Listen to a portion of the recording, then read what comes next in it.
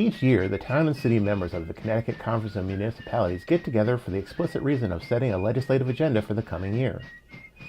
These priorities are deeply connected to the well-being of our residents and our state, connecting special education and property taxes to recruiting police officers and affordable housing. It's all connected in Connecticut, and CCM is continuing its work to improve the everyday life for every resident of this great state. CCM Director of Public Policy Brian O'Connor is joining us today to discuss these priorities and more. The Municipal Voice is a Connecticut Conference of Municipalities podcast in collaboration with WNHH LP 103.5 FM. I'm your host, Matt Ford. As always, be sure to give us a like and let us know what you're thinking in the comments. CCM's Municipal Voice podcast continues to present a key forum in important state-local issues. The views expressed do not necessarily reflect the consensus views of CCM or a member of municipal leaders. Brian, thanks for joining us today. Glad to be here. So we've asked you on to talk about our legislative agenda for the upcoming session here. But first, before we get into the specifics of our agenda for this year, for the listeners at home, could you talk a little bit about the process of how we get to these proposals, how they go from proposals to our agenda for the year? Sure. It's something that we as a policy department revamped over the last 2 years, and I think we've seen the benefit of that. Every year we solicit proposals from our existing, our CEOs, as well as some of their, building departments and, education, and we get input from them as well. We have 5 policy committees, basically that the bills or issues go through. Okay. And these are again made up of who the CEO either assigns or many of them participate themselves, depending on the issue area. They go over the issues that have been presented to them. We also seed them some of the issues that came up last year, and we're looking for a little bit more input this year on them. And through that, basically each policy committee, will get their top 3 proposals. Okay. And then they bring it to a full legislative committee meeting, which occurs in the fall. And then after we winnow it down a little bit more or expand it, depending on the wishes of the committee, legislative committee, we ultimately have a vote. We actually physically have a vote where we give everyone some stickers and they get to set their own priorities. And then, this year we had a tie actually for the last couple. So we included all of them in our policy agenda as far as priorities go.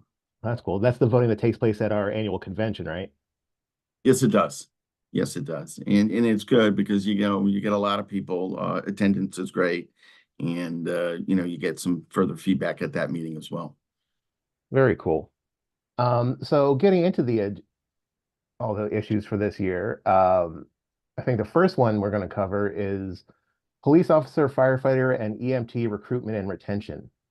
And on this, our recommendation is to support efforts to increase the number of qualified applicants and volunteers for public safety and emergency service positions within municipalities. Can you talk to us a bit about some of this? Sure. Last year this was on our agenda as well. And last year we asked for a task force to consider these issues, what we might be able to do to promote and, recruitment, but also retain who we have. Unfortunately, the legislature did do that. So I shouldn't say unfortunately, we were able to get that passed, but they didn't meet. So the task force didn't meet. So we're emphasizing that they get together and actually get the task force off the ground and start focusing on that issue because it's so important. Now, more and more towns are having to go to paid departments, at least partially. And I think it's just something where even coverage, we're worried about the public safety concerns by not either having enough career firefighters or volunteer firefighters enrolled in our towns. Yeah, so the shortfall makes it a problem for people to respond adequately to emergency situations, correct? Yeah, particularly during the workday, people work further away. I know there's some remote aspects now that people are working in town, but I think, because of the certification process, it's becoming harder and harder to first maintain the credentials, but also to attain them in the first place. and we're just getting less people that are interested in it, and we're trying to tackle how best to Mm. get them back on board. So is this a recent problem, or this been kind of growing for a while? It's been growing. I'd say it's become more acute over the last couple of years, but I'd say, over the last 5 to 10, municipalities have seen uh, a pretty steady decrease in the number of Mm. people, first applicants for career departments, but also, just volunteers. Some towns used to have 50 people, now Hmm. they're down to like 35. And even the young junior firefighters in particular, and people like that, they're just less people in the pipeline. Yeah. Is there a certain factor of like burnout from people too who are leaving earlier because, of the stresses of the job?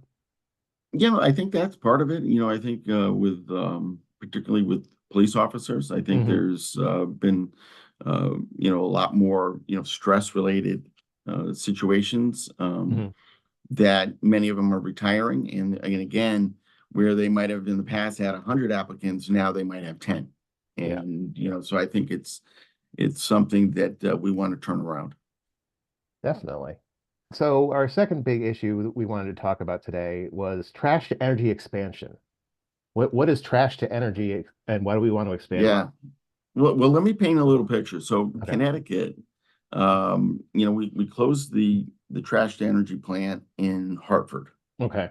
And because of that, now I think it's 860 tons per year approximately are Hmm. being of waste is being shipped out of state.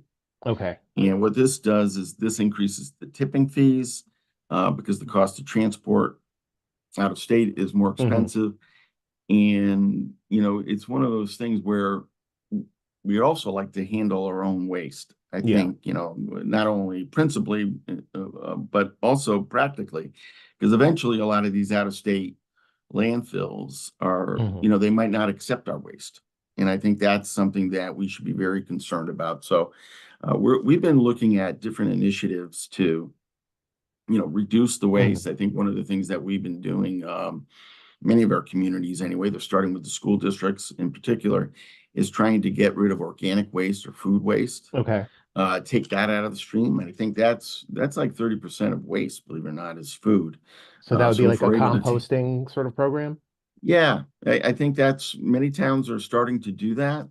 Hmm. And many school districts actually have implemented it with their students. And I think Hmm. part of it is part of the education, but also, just it's just makes good sense. Hmm. Now, it's very labor intensive. So a lot of towns Okay. haven't done a full system on it yet, but Hmm. it is something that I think many towns are exploring. And deep, the Department of Energy and Environmental Protection is also trying to incentivize that. Yeah. So eventually this might be the kind of thing where you have like a third bin out by the sidewalk or something. Yeah, in theory, yes, that's how it's operating right now. Many towns have their own collection site at their Hmm. local transfer station where people can bring their organic waste So it's to sort it. of been a volunteer sort of situation in a lot of places so far. Yeah, a lot of it's been piloted. Yeah, there's been some seed money again from the um, deep. The Hmm. agency has been trying to incentivize towns to try to implement this on a better, bigger scale. Definitely. Well, it sounds like it's kind of a big problem. When we ship stuff out of state, where does it go? What states are taking I it? think a lot of it goes to Pennsylvania and Ohio, and Mm. some of it is on rail, and other parts are just general trucking. And the general worry there is not only is it expensive, but at some point they could just say we don't want it anymore. Yeah, and start closing some of the facilities that we're using today, or Hmm. because you have no leverage in the situation that the prices just keep going up and up. Up and up and up. Well, sounds like it's important So stuff to work on. yeah, and I think, I just want to point out when, as far as the trash to energy, um, one of the things that we're exploring as an organization Hmm. is expanding the existing four or seeing Okay. if we might be able to site a fifth one. Now that obviously comes up with, not my backyard or NIMBY. Hmm. Finding a host community might be difficult, but looking at the existing four might be an opportunity there as well.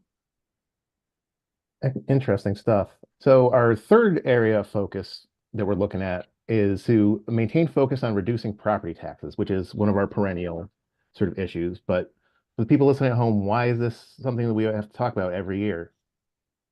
Well, currently there's many statutes on the books that aren't fully funded. So I Hmm. think one of the things that we're trying to emphasize with the legislature and the governor's office is let's meet those commitments. Hmm. And we made great strides. The legislature and the governor's office 2 years ago passed an increase, a substantial increase in pilot. This is Okay. payment in lieu of taxes. Okay. And last year, we actually increased it again by 3%. So we've made some very good progress there, Hmm. but we're still underfunded, as far as what the state statute emphasizes. So as far as what was originally promised with pilot, it's still not all the way there. It's gotten better, you're saying, over the last couple of years, but it's still not fully funded. Yeah, we're still probably a couple $100 million short from if it were fully funded. I think it's, probably upwards of 300 million. And this impacts our cities a lot too, right? Any place with non-taxable properties like hospitals, universities, that sort of stuff. Yes, that's a great example. We have a few municipalities, some of our urban core, but also even some of our state university towns Mm, have close to 50% of their property. If actually, I think there's a couple that have over 50% of the property is tax exempt. And it really makes it difficult, with your grand list trying to, yeah. balance your budgets and meet the needs of your residents. And I know one thing we talked about was allowing municipalities to assess tax-exempt properties a fee for services such as police, EMS, road maintenance, and stuff. So can you Yeah, talk about that? that's an issue. We haven't really made as much progress as we would like. But Hmm. I think, what you look at historically is that nonprofits are much different than, the mom and pop nonprofit of the 1980s or even Hmm. 70s. And now you look at some of the hospitals, they're basically businesses and Hmm. they're buying more and more doctors' practices. So that's an example of where something that used to be on the tax rolls is now pulled off. Hmm. Um, and, I think also if you look at group homes, there's they have a higher preponderance of calls in many Okay. instances in our communities. So I think it's just to, basically, they're part of the community. We believe these fees would, can be substantiated by, the services that a municipality provides them. Yeah. So group homes are currently on the that exempt list, Yes, yeah, many of them are, yes. If but it's a nonprofit, yeah. okay. But when they call up the because they need ambulance, it's the town's ambulance that's coming, and that's what we're talking about here is that the Yep, expenses. or Yeah. police calls. Yeah. Hmm.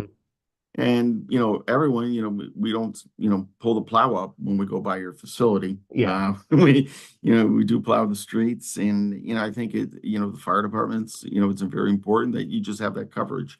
Yeah. And I think, we look at it as a fairness issue. Hmm.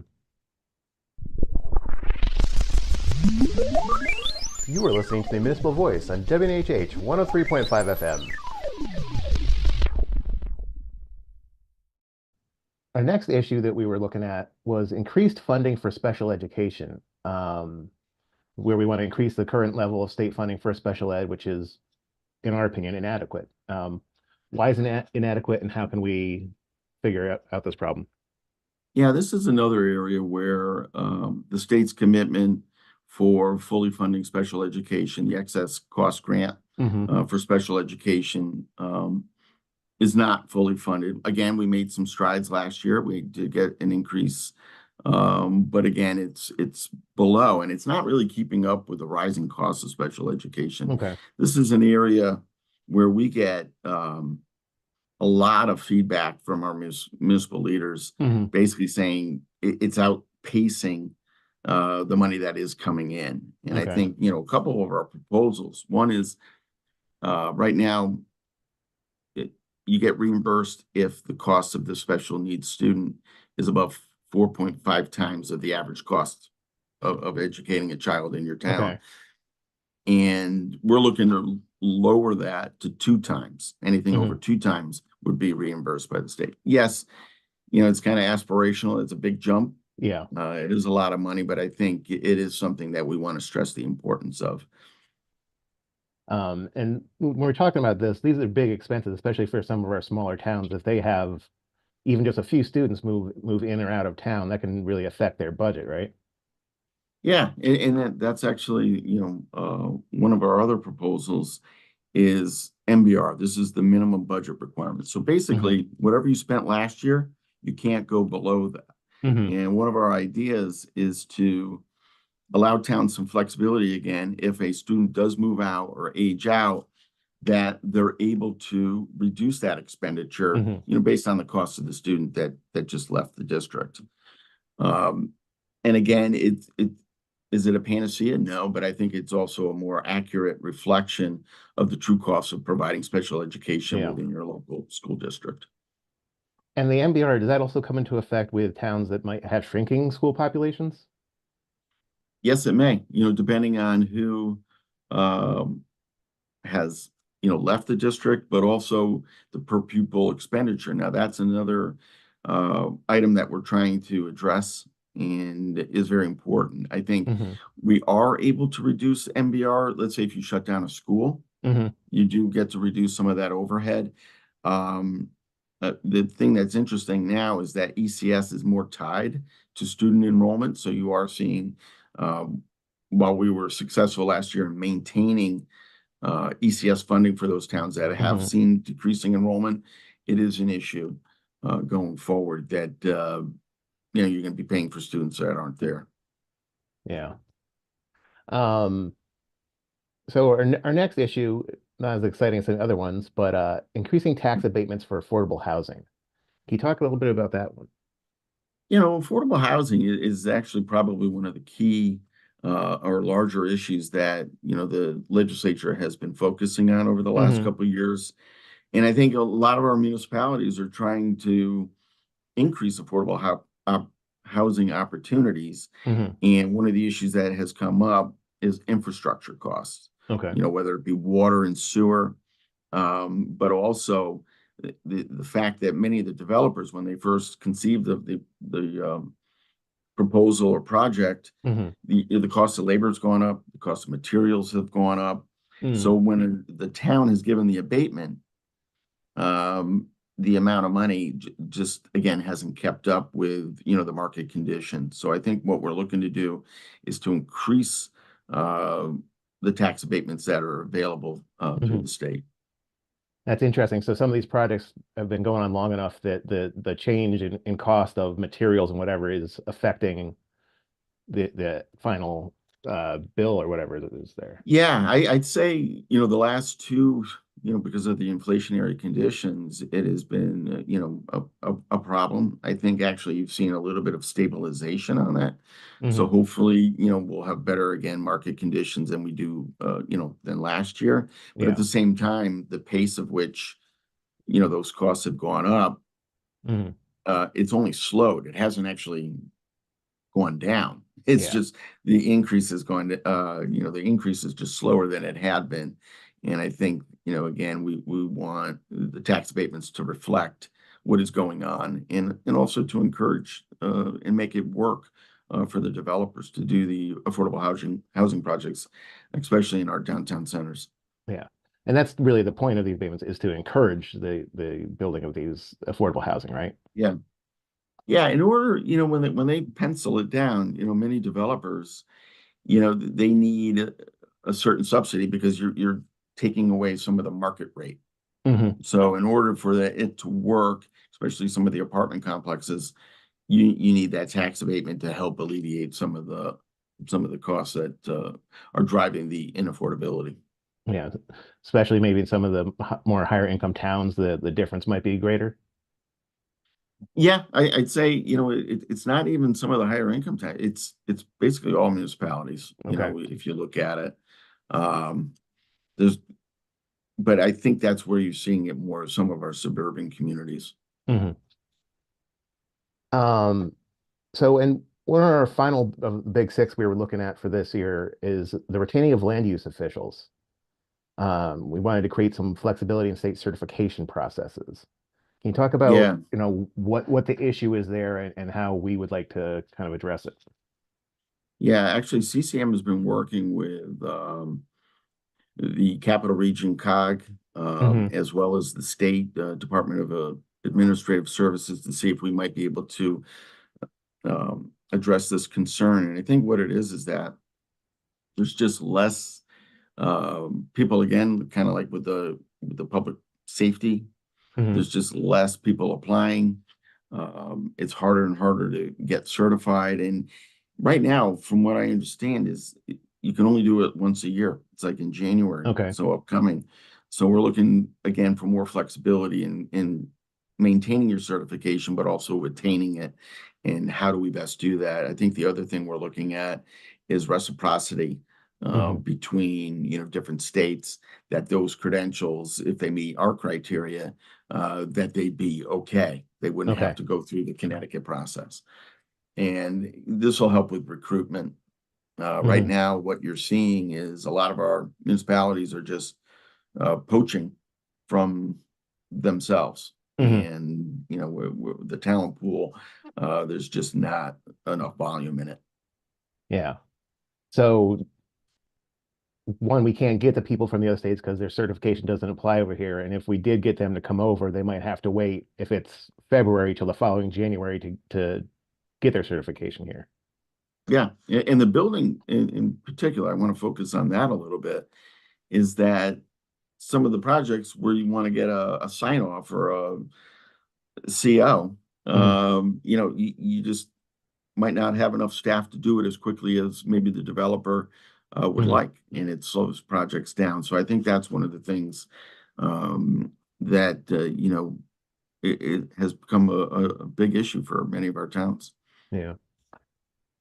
So those were our kind of big six issues we were looking at, but obviously as we said earlier, there's a whole voting process. A lot of stuff got brought up before this, and there's quite a few other ones. What are some other issues that stand out to you from our agenda for this year? One I really want to touch on. There's two, but Okay. I'll lead off with street takeovers and the illegal use of ATVs and Okay. motorbikes. This is a whole bunch of Um, motorcycle and ATVs on the road. We've seen it, or they're popping wheelies, and just the whole road is full of them. yeah, and they're also using cars and all the rest. And what it's Hmm. really done is shut down. I think they even shut down I-4, tried to at one point. And I think what we're looking for is more tools to in order to address it. This is Hmm. something that it's becoming more and more of a problem, not only in Connecticut but nationwide. Hmm. Uh, in fact, the FBI is involved now, where they have a tip line. If you hear something going on, Okay. you can let them know, and they would avail their resources to the situation. And I think one of the So if things you that knew we're ahead of looking time, someone heard rumor that there was going to be one of these, you could call this tip line and let them know, like, hey, I heard that there's going to be. correct. Okay. And that's the idea it's much easier to prevent it than to stop it once it occurs, Hmm. because you just get overwhelmed. I think just the sheer number of people that are involved now, many police departments, again, just don't have the adequate amount of bodies. And plus, you don't want it to escalate to a situation that becomes um, where people might get injured and such. So it's a very delicate balance again with how they're addressed. Yeah, like you have to police it, but at the same time, you want to turn to some sort of high-speed chase or anything that could endanger the public even more than it already is. Yeah, especially some of the residents that unfortunately get caught up in it. Hmm. You have people walking over your car and just hitting it, that kind of thing, and it's really potential for a really bad situation from Yeah. occurring.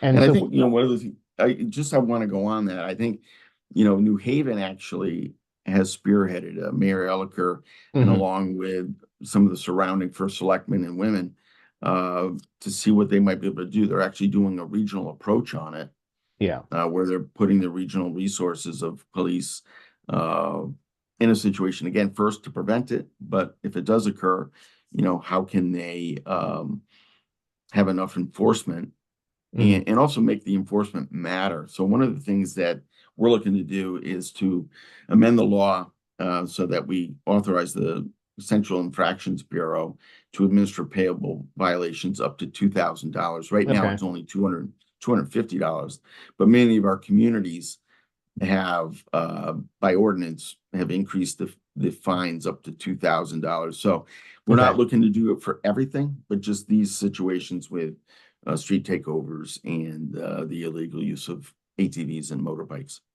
So we got it up to, you said 2,000, but they're only collecting up to 250. This is the problem? Right now, they're by law, um, a lot of the violations, Hmm.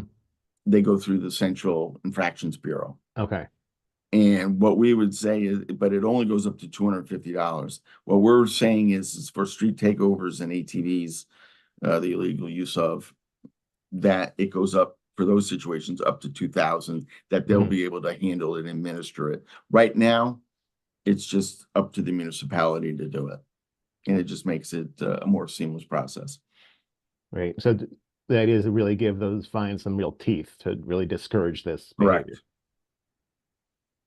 Yeah, because And then it gets tied to licensure, mhm, registration, and it's a lot more of a disincentive to participate.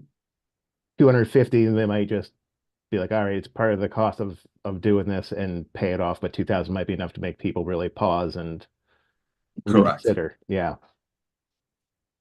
Um, and you said you had two others that you want to touch on. What's the other big one that's Yeah, the other impacted one, you? we passed it last year. Firefighter Cancer Relief Fund. Okay. That's actually been on the books for a couple years now. But what we did last year is create a system that is outside of workers' comp. That was very important to our membership. Unfortunately, the amount of funding that is needed is inadequate at this point in time. Hmm.